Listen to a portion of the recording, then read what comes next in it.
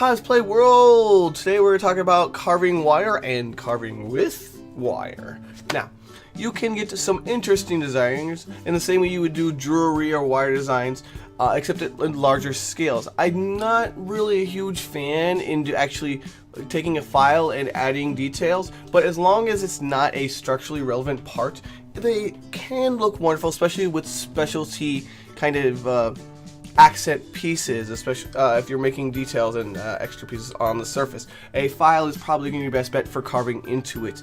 The Dremels I tend to feel like don't have enough control, even when you have the small bits and you run it on slow and this and that.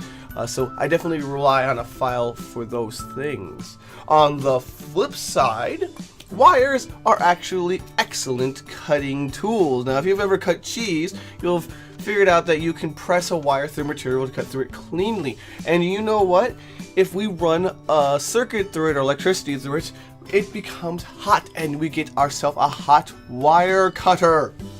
Now, I've seen multiple tutorials how to make a hot wire cutter. I definitely recommend you go out and buy one because those tend to burn out very, very quickly, and we don't want to A, be constantly replacing the wire, and B, for it to mess up in the middle of a cut because it's a pain in the butt and it can ruin the work.